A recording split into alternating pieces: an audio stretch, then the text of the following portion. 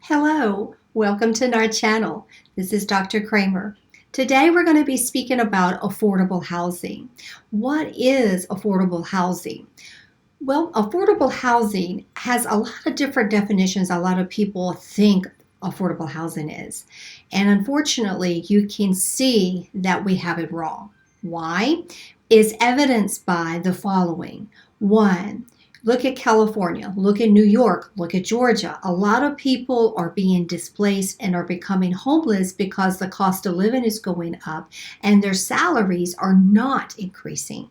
So when they go into these communities and they're doing gratifications and they're making the value go up and the cost of living is going up, and the people that are surrounding the area are going to be forced out of their homes because they can't afford it, the property tax, even if their home is paid for.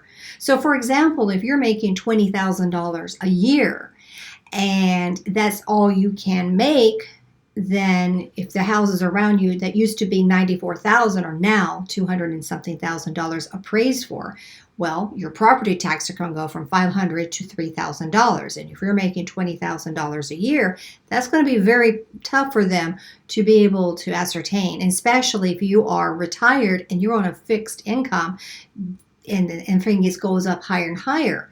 So what we have to incorporate is ask very important questions when we are in these council meetings, and who we're voting for our president as well, is what is the definition of access to housing and affordable housing? What is the house value that the city considers affordable? What are the visions and scope for housing in your local municipality or your city, etc.? What are the strategies and objectives for the housing plan? What is the cost to the city to implement housing plan? What tools, private, public partnerships, empowerment zones, etc., will the city leverage to complete the plan?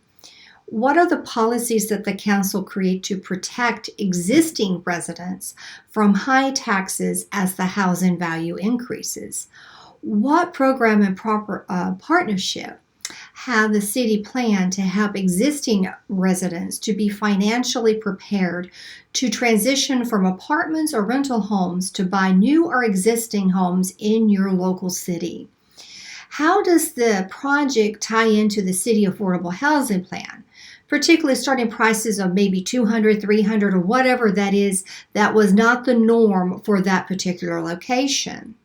And as I mentioned in my previous videos, affordable housing could be affordable if we had the back end and front end and eliminate taxes across the spectrum, where the back end handles the IRS, the government, the subsidies, the military funding, the list goes on, while the front end is helping people who are entrepreneurs, who are working jobs, etc., will be able to be relieved of that particular debt of IRS issues, taxation, property tax, clothing tax, the list goes on.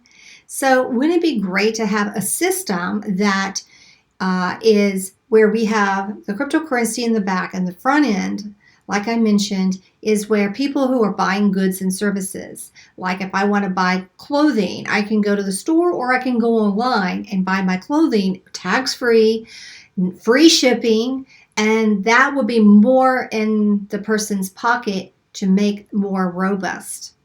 Because if we go the way we're going now, we're going to have more and more homelessness, and people are going to say, what is the solution?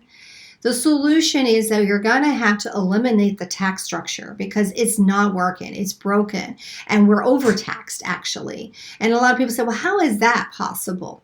Well, think about it. If a person is making $14,000 to $20,000 a year, and say their home is paid for and their property tax, and people come in and want to make it a better place, improving, revamping, rebuilding, building new property, building new homes, the list goes on, then the taxes are going to go high. So what's going to happen to the ones that have been living there for 20 or 30 years, sadly, are going to be forced on the street because they can't afford it. And you're probably saying to yourself, this is crazy. It's not, because if we don't get it right, a lot more are going to be homeless. then you're going to realize, and you're going to wake up one morning and you're going to say, my goodness, what happened? What happened is one, we didn't vote for the right people to represent our country. Two, we didn't get it right because we didn't do our homework of what it is to mean affordable living, a place to where we live in a society where we're not killing and hurting and maiming each other because of our different beliefs, religions, etc. And at the end of the day, we are human beings. And that we all have a common ground. We all feel, we all hurt, we all cry, we all have dreams, and we have to have the right tools to go to the next level. So when you are going out to vote for your local council people, the president, the senator, the list goes on. Look who are you voting for and ask some hardcore questions. What is affordable housing to them? What are the issues of solving taxation? What are the issues of getting our country out of debt, as well as the American people out of debt? And how are we going to help people to sustain themselves? And a lot of people say, well, it's immigration people that are coming into our country, draining our country dry. Well, at the end of the day, we are all immigrants. Now, we all should come here legally, yes, but there should be proper channel. But no human being should be mistreated. They should be reprimanded, yes, and accordingly by the laws of the land, humanely. Just like when we deal with the death penalty, which that's on a different topic. But my point of view is that when you are out voting, ask, what is affordable housing? What does it mean for you? Asking those questions to yourself as well as your local municipalities. So remember, be kind and do a kind of kindness. Go out and make someone's day, whether it's just to spend time with them. And remember, it is okay to have your differences, but it is not okay to hurt people.